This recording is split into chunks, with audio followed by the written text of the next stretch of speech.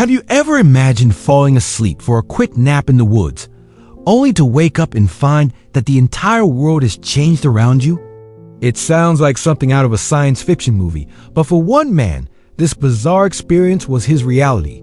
This is the strange and haunting tale of Rip Van Winkle, a man whose peaceful nap turned into an unbelievable journey through time, mystery, and profound loss. Before we dive into this legendary story, do me a quick favor and hit that like button and subscribe, so you don't miss out on more incredible tales from history and folklore. Our story begins long ago in a quaint, sleepy village nestled at the foot of the magnificent Catskill Mountains in New York. Here lived a man named Rip Van Winkle. Now, Rip was a simple soul with a heart of gold and a friendly smile for everyone. He was what you call a good-natured fellow, but he had one tiny flaw. He was incredibly lazy, especially when it came to his own responsibilities. If a neighbor's fence needed mending, Rip was the first to volunteer. If a child's kite was stuck in a tree, Rip would happily climb up to retrieve it. He was the village's go-to guy for everyone else's problems. But his own farm, that was a different story. It was a picture of neglect. Weeds choked his crops, his fences were crumbling, and his house looked like it was one strong gust of wind away from collapsing. Naturally, this drove his wife, Dame Van Winkle, absolutely mad. She was a woman with a sharp tongue, and she constantly scolded him for his idleness. Rip's only escape from her nagging voice was to wander off into the quiet embrace of the forest with his loyal dog, Wolf. The woods were his sanctuary, a place of silent green and peaceful solitude. One beautiful autumn evening, as the sun began to set, painting the sky in brilliant shades of gold and orange, Rip decided to venture deeper into the mountains than ever before. He followed a narrow, overgrown path that snaked its way up the mountainside, a trail few villagers ever dared to tread. As he climbed, the trees grew taller and denser, the air turned crisp and cool, and the familiar sounds of the village faded into a distant memory. He was truly alone. But then, he heard something peculiar. A deep, rumbling sound echoed through the mountains. It sounded like distant thunder, but the sky was perfectly clear. His curiosity piqued, Rip followed the mysterious sound.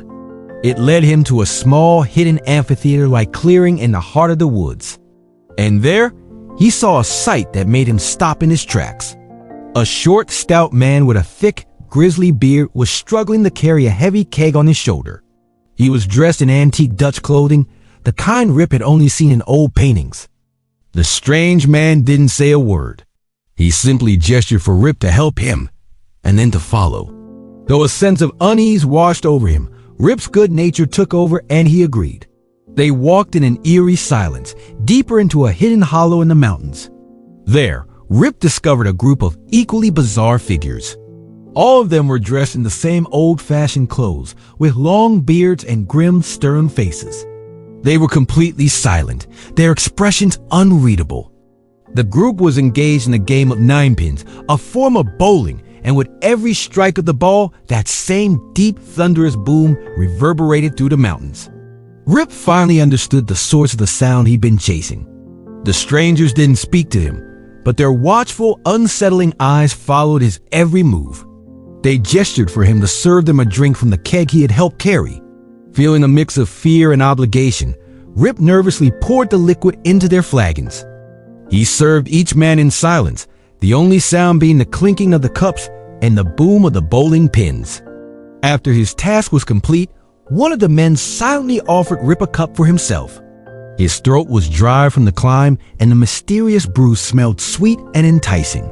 He decided one sip couldn't hurt. He took a small taste. It was delicious. He took another larger gulp, and then another. A pleasant warmth spread through his body, and a heavy drowsiness began to cloud his mind. The mysterious faces of the bearded men blurred. The sounds of their game faded, and the night wrapped around him like a thick, comforting blanket. Before he knew it, Rip Van Winkle collapsed onto the soft grass and fell into a deep, profound sleep. When Rip's eyes finally fluttered open, bright morning sunlight was streaming through the leaves. He felt stiff and sore. He called out for his dog, "Wolf! Wolf!" but there was no reply. He reached for his trusty rifle, which he had leaned against a tree, but what he picked up was a rusted, rotted piece of metal, its stock worm-eaten. And then he stroked his chin. Instead of his usual short scruff, his fingers tangled in a beard that was over a foot long and pure white. He was utterly bewildered. "I must have slept here all night," he muttered, but something felt deeply wrong. Confused and disoriented, he began the long stumble back toward his village. He expected to hear familiar voices and see familiar faces, but as he entered the town, his heart began to pound in his chest. Everything was different. The houses were new and unfamiliar. The people wore strange clothes he'd never seen before, and they all stared at him as if he were a ghost from another time. Children pointed and whispered about the old man with the long white beard. A cold dread began to creep into Rip's heart. He looked for his own house, but when he finally found the spot, it was a dilapidated ruin. Abandoned and overgrown with weeds, his dog was gone. His family was gone. Panic set in. He frantically asked the strangers, "Where is Nicholas Vetter? Where is Bram Dutcher?" He named his old friends, but the townspeople just shook their heads. They'd never heard of them or said they had passed away years ago. Desperate, he cried out, "Where is my wife? Where is Dame Van Winkle?" A woman in the crowd replied that she had died some time ago. Rip felt a strange mix of sorrow and relief. Finally, he asked about himself. "Does anyone here know Rip Van Winkle?" A young woman holding a child stepped forward. She said her father's name was Rip Van Winkle, but he had disappeared into the mountains 20 years ago and was never seen again. At that moment, an old man in the crowd squinted his eyes, looked closely at Rip, and exclaimed, "Why, it is Rip Van Winkle himself! Welcome home, old neighbor. Where have you been these 20 long years?" 20 years? The words hit Rip like a physical blow. His knees nearly gave way. His nap in the mountains hadn't lasted one night, but 2 entire decades. An entire generation had passed. He had slept through the American Revolution. The quiet colony he had known was now part of a new, bustling country called the United States of America. His friends were gone. His wife had passed away. His children were now adults with lives and families of their own. As the realization sunk in, the villagers gathered around him, listening in stunned silence as Rip told his unbelievable story of the mysterious, silent men in the mountains, their strange drink, and his impossibly long sleep. Some scoffed, but the older folks nodded sagely. They whispered that Rip must have encountered the ghostly crew of Henry Hudson, the legendary explorer. Folklore said that he and his men returned to the Catskills every 20 years to watch over the land they had discovered, playing their thunderous game of ninepins. In a way, Rip's return was a strange blessing. He was now free from his wife's scolding and the burden of work. His grown daughter took him in, and he became a living legend in the village. He spent his days sitting on a bench outside the new inn, a revered storyteller, recounting his strange journey to curious travelers and wide-eyed children.